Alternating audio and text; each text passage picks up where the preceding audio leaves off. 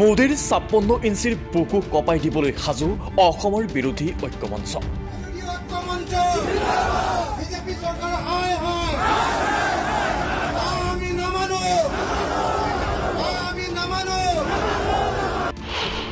অসমীয়াৰ আৱেগ নুবুজিলে ভয়াৱহ পৰিণতিৰ হুংকাৰ। কলিয়াবৰৰ পৰা কাৰ বিৰুদ্ধে বিৰোধী ঐক্যমঞ্চৰ ৰণদংকা। কলিয়াবৰৰ পৰা কেন্দ্ৰৰ মোদী চৰকাৰক হকিয়াই কাৰ বিৰুদ্ধে ৰণদংকা বজালে বিৰোধীয়ে। শুক্ৰবাৰে কলিয়াবৰত বিৰোধী ঐক্যমঞ্চই ৰূপায়ণ কৰিলে কা বিৰোধী প্ৰতিবাদী কাৰ্যসূচী। প্ৰধানমন্ত্ৰীৰ অসম আগমনৰ প্ৰাক্ষণত প্ৰতিবাদত অংশ লয় ১৬টাকৈ বিৰোধী ৰাজনৈতিক দলে। কাৰ প্ৰসংগত প্ৰধানমন্ত্ৰীয়ে আলোচনাৰ বাবে অনুমতি নোপোৱাত ক্ষোভিত বিৰোধী ঐক্যই সাব্যস্ত কৰিলে বিশাল প্ৰতিবাদ। বিশাল জনসমাৱেশৰ মাজত প্ৰতিবাদী অনুষ্ঠানত ভাষণ প্ৰদান কৰি বিজেপিক অহংকাৰী ৰাৱণৰ সৈতে তুলনা গৌৰৱ গগৈৰ। গৌৰৱ গগৈয়ে কয়, ৰামায়ণত যি অৱস্থা অহংকাৰী ৰাৱণৰ হ'ল, সেই অৱস্থা লোকসভা নিৰ্বাচনত অহংকাৰী বিজেপিৰো হ'ব। অসমক দ্বিতীয় মণিপুৰ বনাবলৈ দিয়া নহ'ব বুলি হুংকাৰ গৌৰৱ গগৈৰ। কিন্তু ৰাৱণ যেতিয়া অহংকাৰী হ'ল, ৰাৱণে অন্যায় কৰিলে, পাপ কৰিলে, আৰু শেষত গৈ ৰাৱণৰ অন্তিম মৃত্যু হ'ল। আৰু একে অৱস্থা এই বিজেপি চৰকাৰ হ'বলৈ গৈছে। নাম লৈছে ভগৱান ৰামৰ আৰু কাৰ জৰিয়তে কাম কৰিছে ৰাৱণৰ দৰে।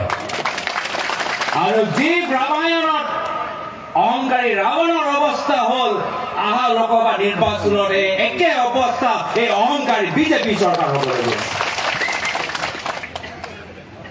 যে কা আইন জৰিয়তে তেওঁলোকে কাকো উপকৃত কৰিবলৈ বিচৰা নাই, অসমৰ মাজত মণিপুৰ দৰে সংঘাতৰ বাতাবৰণ সৃষ্টি কৰিবলৈ বিচাৰিছে। আমি ইয়াৰ পৰা কৈছো যে আমি অসমখন দ্বিতীয় মণিপুৰ হ'বলৈ নিদিওঁ। আমি সকলোৱে একগোট, একতা, শান্তি, সম্প্ৰীতি কাৰণে আমি পহৰা দিম। আনফালে প্ৰতিবাদত উপস্থিত থাকি কা অসমৰ ৰাইজে কেতিয়াও মানি নলয় বুলি প্ৰধানমন্ত্ৰীলৈ স্পষ্ট বাৰ্তা অখিল গগৈৰ। আজি বিৰোধী ৰাজনৈতিক দলসমূহে ঐক্যবদ্ধভাৱে আজি যিহেতু প্ৰধানমন্ত্ৰী কাজিৰঙালৈ আহিছে, আমি কাজিৰঙাৰ কাষতে এই কলিয়াবৰক, যি কলিয়াবৰত আপোনালোকে সকলোৱে জানে যে মোগলৰ বিৰুদ্ধে আহোমসকলে আটাইতকৈ ডাঙৰ কোট মাৰিছিলে। আহোম ৰাজত্বৰ আটাইতকৈ ডাঙৰ যিটো কোট আছিলে কলিয়াবৰ, সেই কলিয়াবৰত আমি বিৰোধী ঐক্যমঞ্চই ঐক্যবদ্ধভাৱে প্ৰতিবাদ সাব্যস্ত কৰি প্ৰধানমন্ত্ৰী নৰেন্দ্ৰ মোদী ডাঙৰীয়াক ক'ব খুজিছো যে অসমত কা বলবৎ কৰা আমি কেতিয়াও মানি নলওঁ। ২৪ৰ নিৰ্বাচনে শেষ পৰীক্ষা আৰু শেষ শৰাইঘাটৰ সংগ্ৰাম বুলি অভিহিত কৰি লুৰিণজ্যোতি গগৈৰ ঘোষণা। এইবাৰ কাৰ বিৰুদ্ধে আন্দোলনৰ অভিকেন্দ্ৰ হ'ব ডিব্ৰুগড়। আৰু মনত ৰাখিব ৰাইজ, এইবাৰ ২৪ৰ নিৰ্বাচনে হ'ব আমাৰ শেষ পৰীক্ষা, শেষ আমাৰ জাতীয় সংগ্ৰাম, শেষ শৰাইঘাটৰ সংগ্ৰাম। এই কথা সকলোৱে মনত ৰাখিব। যি সময়ত কাখন অসমত জাপি দিয়া হৈছিল, ভাৰতবৰ্ষত জাপি দিয়া হৈছিল, সেই সময়ত অসমৰ মুখ্যমন্ত্ৰী আছিল সৰ্বানন্দ সোণোৱাল ডাঙৰীয়া। গতিকে আজি এই সংগ্ৰামৰ থলীৰ পৰা সমগ্ৰ অসমবাসী ৰাইজক ক'ব খুজিছো, এইবাৰ কা দ্বিতীয় পৰ্যায়ৰ কা সংগ্ৰামৰ, কা আন্দোলনৰ অভিকেন্দ্ৰ হ'ব, নাভিকেন্দ্ৰ হ'ব ডিব্ৰুগড়, এই কথা নিশ্চিত। প্ৰতিবাদী সভাত বিজেপি চৰকাৰক চোকা সমালোচনা ভূপেন কুমাৰ বৰাৰো। ঐক্যবদ্ধ আন্দোলনে প্ৰধানমন্ত্ৰীৰ ৫৬ ইঞ্চিৰ বুকু কপাই তুলিব বুলি সৌদ অসম ছাত্ৰ সন্থাকো বিশেষ আহ্বান ভূপেন বৰাৰ। মই আমাৰ ১৬টা বিৰোধী দলৰ নেতৃবৰ্গৰ সৈতে কথা পাতিছো। মই সদৌ অসম ছাত্ৰ সন্থাক ক'ব বিচাৰিছো, মই অসম জাতীয়তাবাদী যুৱ পৰিষদক ক'ব বিচাৰিছো, অসমৰ বিভিন্ন জাতি জনগোষ্ঠী উপজাতি সংগঠনক ক'ব বিচাৰিছো যে কাৰ বিৰুদ্ধে আপোনালোকে আন্দোলন কৰিছে, কাৰ বিৰুদ্ধে অসমৰ চাৰিওফালে আন্দোলন আৰম্ভ হৈছে, কিন্তু বিক্ষিপ্তভাৱে বেলেগে বেলেগে কৰা আন্দোলনৰ শক্তি যিমান, একত্ৰিতভাৱে কৰা আন্দোলনে ৫৬ ইঞ্চি বুকু থকা মানুহজনৰ হৃদয় কঁপাই দিব পাৰে।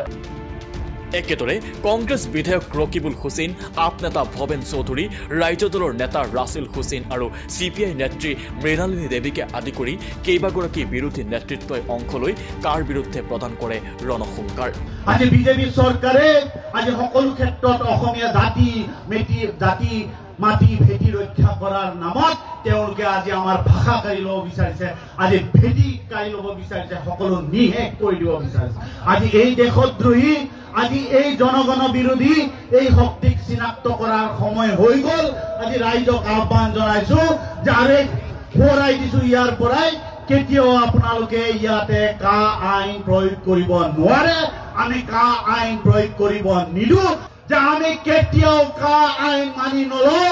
আমি প্ৰয়োজন হলে কাৰাগাৰলৈ যাবলৈ আছো, আমি প্ৰয়োজন হলে পুলিচৰ লাঠিৰ কোব খাবলৈ আছো, আমি প্ৰয়োজন হলে গুলি খাবলৈ প্ৰস্তুত আছো, কিন্তু আমি কা আইন মানি নলওঁ। মাত্ৰ কেইঘণ্টামানৰ ভিতৰত মাতোতে আজি কলিয়াবৰবাসী ৰাইজে আমাক আহি যি মৰম দেখুৱালে, কাৰ প্ৰতি যি আপোনালোকে অনাস্থা প্ৰকাশ কৰিছে, তাৰ কাৰণে আপোনালোকক মই ধন্যবাদ আৰু কৃতজ্ঞতা জনাই আৰু বহুত কথা পাতিম। এইটোৱে আমাৰ কৰ্মভূমি, সকলোৱে আমাক চিনি পায়, সকলোৱে সকলোকে চিনি পায়। নিশ্চয় এইবাৰ উত্তৰ হিমন্ত বিশ্ব শৰ্মা ডাঙৰীয়াক ৰাইজে দিব। বহু ক্ষেত্ৰত আপোনালোকে দেখিছে যে বহু প্ৰতাপী মানুহ নাইকিয়া হৈ গৈছে। নিউজ ডেস্ক ৰিপোৰ্ট, দি ক্ৰছ কাৰেণ্ট।